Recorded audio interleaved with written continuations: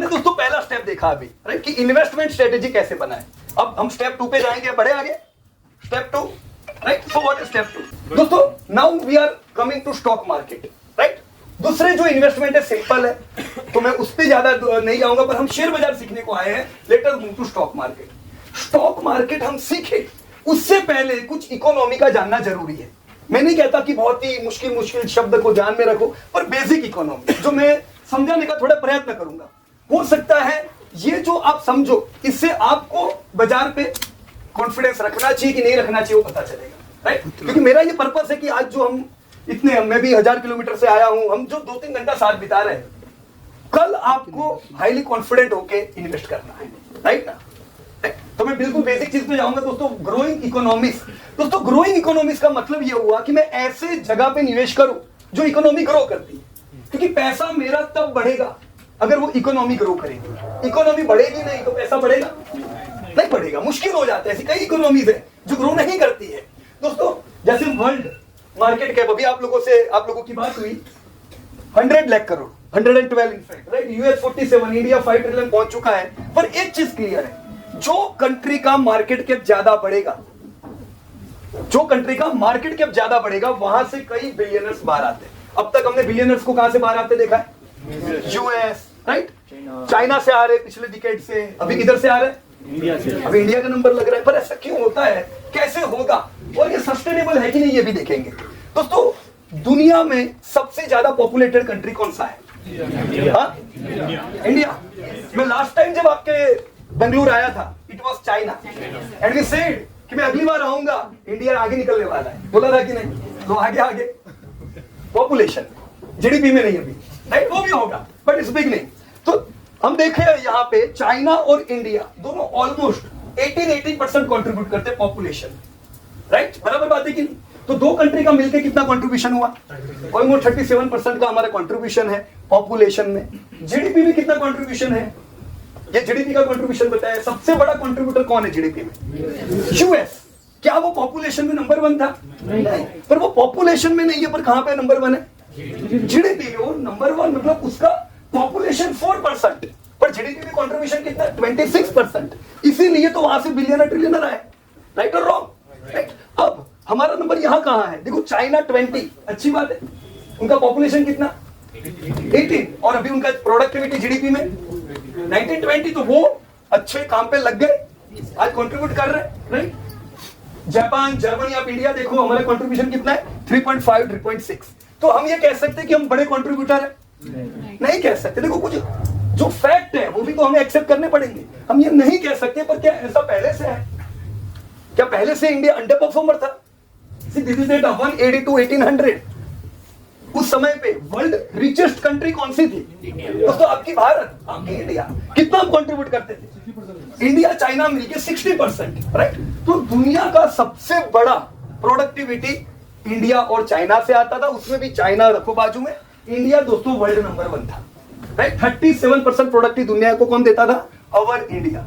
सबसे ज्यादा discoveries India से होती थी। लोग एजुकेशन लेने के लिए किधर आते थे? इंडिया आते थे। पर ये वो टाइम था। फिर क्या हुआ दोस्तों? अगर इंडिया इतना खूबसूरत था, इंडिया इतना हाई प्रोडक्टिव था, इंडिया रिच था, तो लोगों की नजर भी होती है कि नहीं, राइट। तो हम क्या हुए? शिकार हो गए, राइट।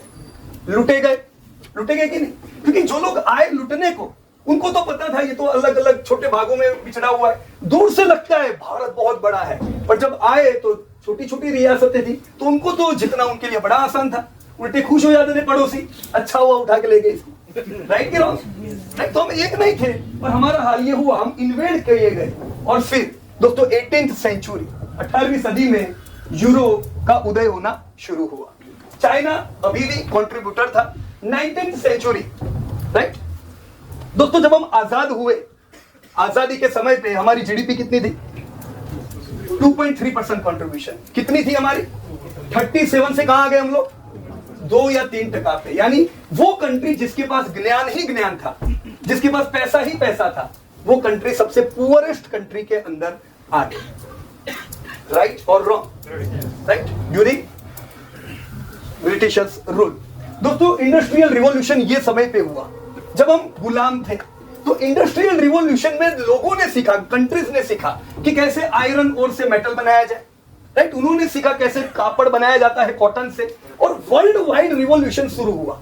पर वो रिवॉल्यूशन का पार्ट हम लोग बन सके? We were not able to take the part of this revolution because we were गुलाम थे, एक्सप्लॉइट थे। तो हमें तो कोई अधिकार ही नहीं था बिजनेस करने का, जिनको अधिकार था वो लोग आगे बढ़ते जा रहे थे। तो हमने मिस किए ये सब रिवॉल्यूशन दोस्तों। और 19th सेंचुरी जब आई, यूएस नंबर 1 हो चुका था। वो कंट्रीज दोस्तों जिन्होंने इंडस्ट्रियल रिवॉल्यूशन के लाभ लिए, जिन्होंने अपनी कंट्री में किया काम, वो कंट्रीज बड़ी बन गई, यूएस, यूरोप, और हम कहां हैं? बिल्कुल पीछे, राइट। 20th सेंचुरी दोस्तों जापान ने सोचा, किसने? जापान ने सोचा कि हम यहां पे कारखाने करेंगे और हम पूरा मेक इन जापान को प्रमोट करेंगे। दुनिया भर में जूते कौन बेचता था?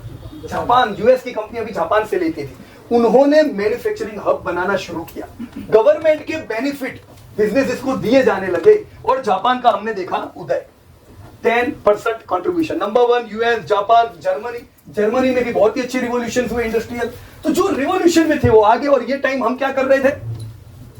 हम तो गुलाम थे, राइट। तो हमें तो करने का हक भी नहीं था। इनफैक्ट अगर हमें फैक्ट्री डालनी थी, जैसे टाटा की स्टील की फैक्ट्री लगी, तो वो आखिरी के ऑर्डर वाली थी।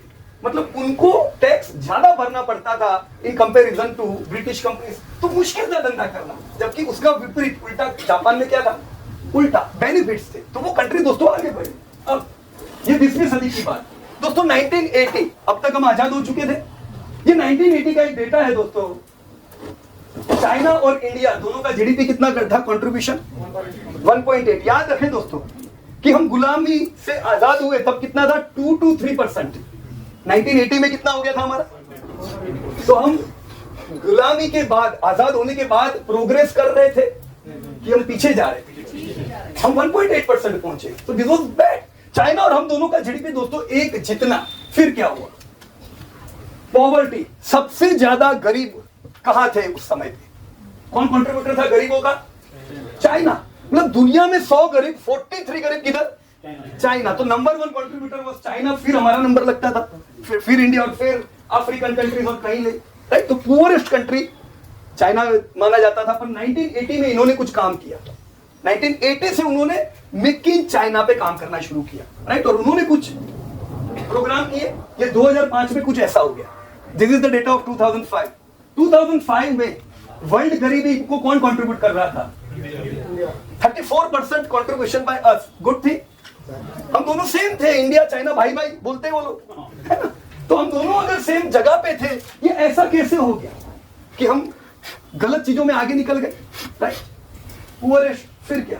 ऐसा इसलिए हुआ दोस्तों कि जब 1947 में हम आजाद हुए, हम 3% कंट्रीब्यूट करते थे दुनिया को। हम 1973 1.8 और 1993 आते आते हमारा कंट्रीब्यूशन कितना था? खाली 1.1, क्योंकि वो टाइम पे लाइसेंस राज था, बिजनेस करना अधिकार नहीं थे, क्लोज्ड इकोनॉमी थे हम लोग, राइट। तो प्राइवेटाइजेशन कुछ था नहीं, और 1.1% जैसा बुरा हाल। इसीलिए दोस्तों वो टाइम पे दूसरे सब कंट्रीज ग्रो कर रहे थे। जैसे आप वर्ल्ड देखो, ये जो सदी है ना दोस्तों, अभी कौन सी सदी चल रही है? ये 21वीं। हमने 18वीं सदी देखी, 19वीं देखी दोस्तों। 21वीं सदी में दुनिया की हालत टाइट है। क्या है? टाइट है। ये लोग, हम पहले 20वीं सदी में 8.5% का ग्रोथ रखते थे। बढ़िया ग्रोथ था। अभी शैला मैडम ने बताया आपको कितना ग्रोथ है वर्ल्ड का। नहीं, कितना एग्जैक्ट बोलने का, ये सब, ये कुछ फिगर याद रखना आप लोग। कितना? 2.6 इज फिक्स। 2.6%। तो वो अभी अच्छा ग्रोथ कर रहे हैं कि 20वीं सदी में ग्रोथ कर रहे थे? अच्छा, वो बहुत अच्छा ग्रोथ कर रहे थे। जब वर्ल्ड ग्रोथ में होता है तो कंट्रीज को फायदा होता है, अलग अलग कंट्रीज को ग्रोथ मिलता है। ये सब कंट्रीज ग्रोथ करके आगे निकल रही थी। जापान 11%, कोरिया 14%, और हम अंडर परफॉर्मर थे दोस्तों। हम 15वें नंबर पे थे, पॉपुलेशन में दूसरा नंबर, प्रोडक्टिविटी में 15th नंबर, राइट। और 1991 में फिर क्या हुआ? हाँ, बैलेंस ऑफ पेमेंट क्राइसिस आए। क्यों? लो प्रोडक्टिविटी, राइट। और ये जो गोल्ड की शिप किधर जा रही है? हाँ, हमको गिरवी रखना पड़ा उस समय सोना। तो ये बैड फेज इसलिए था क्योंकि हमें जानना जरूरी है एज अ इन्वेस्टर, फ्यूचर के लिए मैं क्या ध्यान रखूं, राइट। ये बैलेंस ऑफ पेमेंट क्राइसिस हुए, हम मुश्किल में आए, हमें सोना गिरवी रखना पड़ा। और तब दोस्तों कुछ कानून बने। तब आईएमएफ ने बोला कि we will help you, we will help you, but provided आपको ये करना पड़ेगा। आप यार लाइसेंस राज रखते हो, प्राइवेटाइजेशन लाओ, लिबरल हो जाओ, राइट? तो वो टाइम पे स्ट्रक्चरल रिफॉर्म आए। कब आए? 1991। हम सबको याद रखना है क्योंकि वो हमारा सबसे बुरा समय था। ये वो याद, राइट और रॉन्ग? Bad time. 1.1% रिफॉर्म हुए दोस्तों, प्राइवेटाइजेशन की शुरुआत हुई। आपने एचडीएफसी बैंक, आईसीआईसी बैंक, ये सबका जन्म कब हुआ? इसी समय पे। आप लोग अगर आज डोमिनोज पे जाते हो, मैकडोनल्ड्स जाते हो, तो क्यों जाते हो, कैसे जाते हो? क्योंकि वो प्राइवेटाइजेशन हुआ, ग्लोबलाइजेशन हुआ और दोस्तों टैक्स रिफॉर्म हुआ। तो इसने हमारी इकोनॉमी को दिया बूम। दोस्तों हम यंग थे पर पोटेंशियल नहीं थी। जब रिफॉर्म हुए तो क्या निकला? पोटेंशियलिटी बाहर आई और इंडिया ने दोस्तों परफॉर्म करना शुरू किया। मैं आपको पूरे गर्व से 21वीं सदी का डेटा बताना चाहूंगा। 21वीं सदी में दोस्तों जापान 1% पे है, राइट? वो 11% से बढ़ते थे। चाइना अच्छा बढ़ रहा था, अभी भी 21वीं सदी में अच्छा है। वर्ल्ड 8 से 5 आ गया, यूएस 8 से 4, और शाइनिंग स्टार कौन है दोस्तों यहाँ पे? इंडिया। हमने 20वीं सदी में जब दुनिया ग्रो करती थी तब हमने खाली 6% किया, पर 21वीं सदी का आउट परफॉर्मर कौन है दोस्तों? भारत, राइट? ये इंडिया कंट्रीब्यूशन, अभी हमने ये डेटा देखा, 1.1% कंट्रीब्यूशन। दोस्त हेलो, थोड़ा क्लियर करो, है ना? थोड़ा लाइट आ रहा है, कर दो, देखो ना थोड़ा, राइट? ये 1.1% से दोस्तों 1993 में जो रिफॉर्म हुए उसके बाद क्या हुआ दोस्तों? उसके बाद क्या हम अंडर परफॉर्मर है? आफ्टर 1999 हमने अंडर परफॉर्म किया है। You are the outperformer. 1.6, 2.4 और ये दशक में हमारा कंट्रीब्यूशन पहली बार 3.4 पहुंचा है। ताली होनी चाहिए भारत के लिए। हम ये नहीं कहते कि हम टॉप कंट्रीब्यूटर है, हम टॉप कंट्रीब्यूटर है नहीं कहते हैं, पर ग्रोथ हम तगड़ा करने लगे हैं और पीछे मुड़ के नहीं देख रहे हैं दोस्तों। This is the beginning of new India, right? ये भारत का टाइम है दोस्तों, ये भारत का दशक है, राइट? जहां पे वर्ल्ड 2001 में 34 ट्रिलियन की इकोनॉमी थी। 2000 कब? 2001 34। वो आज कितनी हो गई? सेंचुरी पार, 104। कितना गुना बढ़ा वर्ल्ड? 3x। इंडिया आधा trillion. Today we are 3.7 trillion. ये लास्ट ईयर का डेटा है। अभी इस साल अगर मैं 2024 लिखूं, क्या लिखूंगा यहाँ पे? 5 टाइम है अगले साल। अभी 4 ट्रिलियन लिखते हैं दोस्तों। आधे ट्रिलियन से 4 ट्रिलियन, 7 गुना ग्रोथ किया है। तो वर्ल्ड तेजी में है कि इंडिया तेजी में है? क्या हम ये कह सकते हैं इंडिया नहीं बढ़ रहा है? अच्छा, इंडिया सुपर पावर की ओर आगे बढ़ता जा रहा है, double engine. You can see 7x growth, मतलब दुनिया से हम डबल स्पीड से दोस्तों आगे बढ़ रहे हैं। ये वो टाइम था 1991 तक का कि जब हमारी और यूएस की इनकम गैप बड़ी हाई थी, 90 टाइम्स। मतलब मैं इंडिया में कमाऊं और मैं यूएस में जाऊं, कितनी इनकम में फर्क पड़ता था? 90। तो कहां जाएंगे फिर बाहर ही जाना है दोस्तों। जैसे इंडिया ने 1992 के बाद ग्रोथ किया, अब ये क्या हो रही है? पहले हमारे लोग किधर जा रहे थे? बाहर। अभी ये सब कौन है? आप ही के शहर के 1-2 लोग तो है इसमें। ये क्यों हम यहां से बिलियनर क्रिएट कर पा रहे हैं? ये गैप दोस्तों डिक्रीज हो रही है। And let me tell you, last year was the best year. आजादी के बाद का सबसे बेस्ट ईयर कहेंगे क्योंकि लोवेस्ट डिफरेंस था लास्ट ईयर। हमने लो लगाया 28 का। इतना कम गैप कभी नहीं रहा दोस्तों। Great, you should clap for India. ये आप सब लोग कर रहे हो दोस्तों, ये हमारा पोटेंशियल कर रहा है। क्योंकि जब प्राइवेटाइजेशन हुआ, लिबरलाइजेशन हुआ, आप लोग बिजनेस पे आगे बढ़े। नहीं तो हम किस पे डिपेंड थे? एक ही जॉब थी, कौन सी? खाली गवर्नमेंट जॉब, राइट? उसी के पीछे लगे हुए थे क्योंकि प्राइवेटाइजेशन था नहीं। और जैसे वो हुआ, हमने यहाँ पे गैप्स को घटते देखा।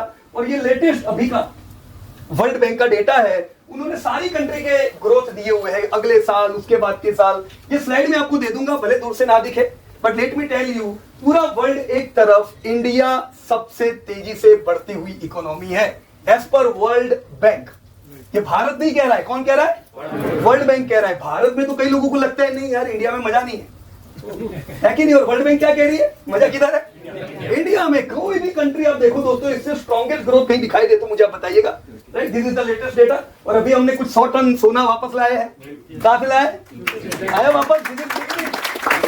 शुरुआत है दोस्तों। हमारा जो फॉरेक्स रिजर्व है ये टॉप पे पहुंचा है। 1991 में लोएस्ट बॉटम पहुंच गए थे, right? So everything is going fine. 2028 की भी एक डायरी, एक तारीख लिख दो, 2028।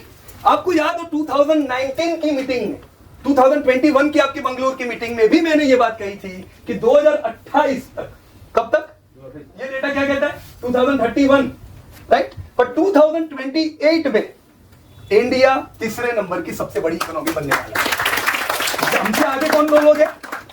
हमसे आगे का नंबर याद रखना है। चाइना बहुत दूर है। चाइना नहीं, यूएस भी बहुत दूर है। हमसे एकदम नजदीक कौन है? Germany and Japan. Germany and दोनों का नंबर लगने वाला है। तैयार हो जाओ, राइट? क्योंकि आपकी यंग जनरेशन मेहनत कर रही है, एफर्ट्स है। जो बुजुर्ग हैं उनकी ट्रेनिंग सबको काम लग रही है और भारत अभी रुकने वाला नहीं है। ये तीसरा नंबर का जो गोल है ये बहुत दूर का नहीं है दोस्तों। आप न्यूज़पेपर का कटिंग देखोगे तब मुझे याद करोगे, राइट? एडवांस में हम प्रेडिक्ट कर रहे हैं 2018। दोस्तों इंडिया एंड चाइना, ये आईएमएफ का डेटा है कि आधा ग्रोथ दुनिया को किधर से मिला इस साल? आधा ग्रोथ इंडिया और चाइना से। तो इंडिया और चाइना दोस्तों लीड कर रहे हैं अभी दुनिया को। ये चाइना का ग्रोथ बहुत अच्छा है। इंडिया, चाइना के बाद कौन आ रहा है ग्रोथ में?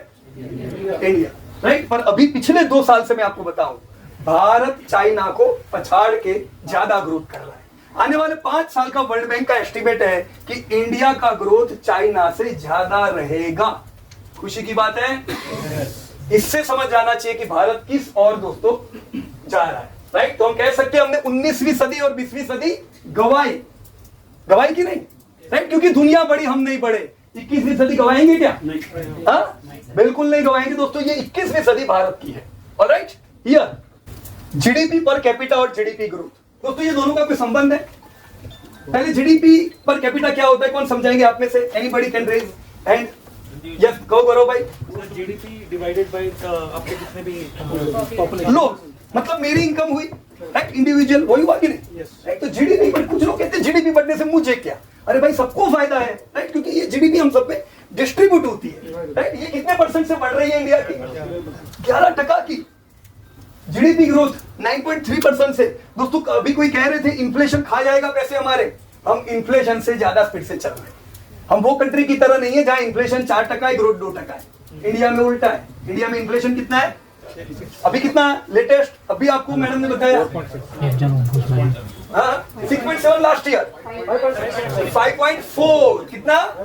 5.4 और ये साल 4.5 होने वाला है, राइट? तो अगर महंगाई 4% से बढ़ रही है, इनकम 11% से बढ़ रही है, मतलब हमारी जेब में पैसे बचेंगे इन्वेस्ट करने के लिए, खर्च करने के लिए, राइट और रॉन्ग?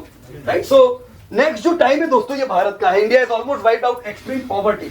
42 करोड़ हमने वाइप आउट किया दोस्तों, गरीबी हटी। एक किसका डेटा है? ये भी वर्ल्ड बैंक का डेटा है। ये सब आपको पीडीएफ मिल जाएगी तो आप शांति से अपने घर बैठे देख पाओगे। लेकिन अभी आने वाले समय के लिए हमें बुलिश रहना चाहिए कि बेरिश रहना चाहिए? भारत के लिए बुलिश की bearish? Bullish. India would be youngest major economy. ये कैसे मैं कह रहा हूं दोस्तों? जापान यंगेस्ट इकोनॉमी जब था, फिर उसने ग्रोथ करना शुरू किया था। वो यंग था और उन्होंने मेक इन जापान का नारा लगाया, ग्रोथ किया। अभी जापान की इकोनॉमी यंग है? अभी यंग नहीं है, अभी उनका डी ग्रोथ हो रहा है, राइट? जापान 1-2% से बढ़ता है। 2018 से, कब से? 2018 से इंडिया यंगेस्ट डेमोग्राफी में कदम रख चुकी है।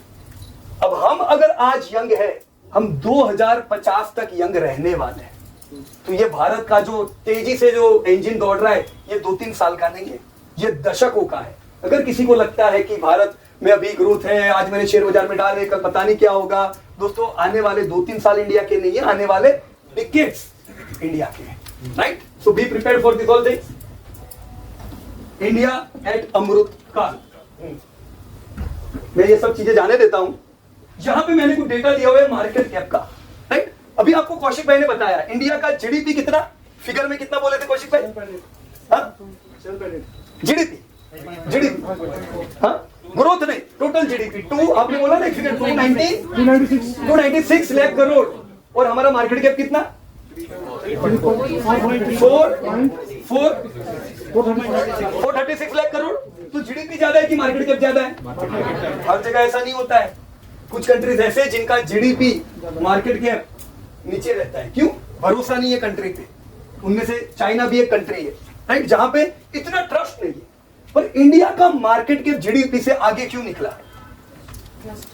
Trust, projections, right? तो आने वाले समय में दोस्तों इंडिया ऐसे ही प्रीमियम में रहेगा, ऐसे एस्टिमेट है। आज अगर हमारा जीडीपी 296 लाख करोड़ का है, आपका मार्केट कैप 400 लाख करोड़ है, हम बहुत ही जल्दी 500 लाख करोड़ की जीडीपी पे पहुंचने वाला है, तो बाजार ऊपर की नीचे? अगर 500 लाख करोड़ का जीडीपी, तो मार्केट कैप किधर जाएगा?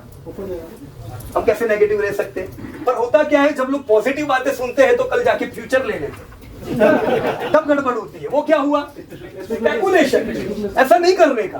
देखो, कभी भी सीधी रेखा में बाजार जाएगा नहीं। सीधी रेखा में बढ़ेगा बाजार? नहीं, बाजार को कुछ ना कुछ प्रॉब्लम आएंगे। अभी महंगाई ने मारा था पिछले साल, अगले साल कुछ और प्रॉब्लम, नए नए विलन आएंगे, नए नए प्रॉब्लम आएंगे, तो बाजार गिरेगा। अगर बाजार गिरता है तो मुझे क्या करना चाहिए अनुमेश भाई? 500 लाख करोड़ जीडीपी ध्यान में रखो ना, राइट? क्योंकि बाजार जब वहां पे जा रहा है, हम कैसे नेगेटिव रहे? मैं जब 2017 में आपके पास आया, जीडीपी 3 ट्रिलियन यूएसडी नहीं थी, राइट? इसलिए बाजार 12,000 पे था। जीडीपी बढ़ी, बाजार बढ़ा। अभी बाजार कितना आ गया? निफ्टी कितना है? 24। कितने का कितना हमारा जीडीपी हुआ ये टाइम पे? नहीं 3 देखो 3.7 ट्रिलियन यूएसडी हमारा जीडीपी। डॉलर में बात करें तो, रुपये में बात करें तो 296 लाख करोड़। क्लियर एकदम, राइट? इतने पे निफ्टी 24,000 है। अभी आप 500 लाख करोड़ पे निफ्टी देख लो कितना। क्या 29,000 आए तो किसी को झटका लगना चाहिए? तो नॉर्मल है 29। जब मैं आया उस समय मैंने आप लोगों को डायरी में 17,000 लिखाया था, सोचो। हाँ शैला मैडम याद है? मेरे को बोलते थे पीयूष भाई 17,000 बाजार आ सकता है, 6-7 हजार से 17,000। अभी हम 17,000 पे 24 आ गए। तो बाजार ऐसे ही चलेगा। बाजार 2-3 साल का कोई टाइम नहीं है, डिकेड्स आप लोगों के हैं दोस्तों, right? So stay in confident. Market के 500 लाख करोड़ पे पहली बार आएगा और ये न्यूज़पेपर की कटिंग छपने वाली है, अभी नहीं है। तो मैं आपको आने वाले समय की न्यूज़पेपर कटिंग बता रहा हूं, तब ताली बजा दीजिएगा इंडिया के लिए, राइट? तो आपको क्या लगता है दोस्तों? Definitely is it India's time कि मुझे कोई और कंट्री देखने चाहिए? Is it India's time? If it is India's time, where we are going to invest? In India. अपना भारत जो दुनिया से सबसे तेजी से बढ़ रहा है, और मैं कहीं और घूम रहा हूं, कुछ और देख रहा हूं। क्या जरूरत है कुछ और देखने की, राइट? दोस्तों, दिस वाज योर स्टेप 2। मैंने थोड़ा प्रयास किया इकोनॉमी जैसे सब्जेक्ट को थोड़ा सिंपल भाषा में आप लोगों तक पहुंचाने में। समझ में आया कि हाँ आया समझ में, राइट? मैं होप करूंगा कि आप लोग इंडिया के जब भी डेटा देखो कुछ समझ पाओ और उससे बाजार को रिलेट कर पाओ। बाजार को कोई स्पेकुलेटर नहीं दौड़ाता है।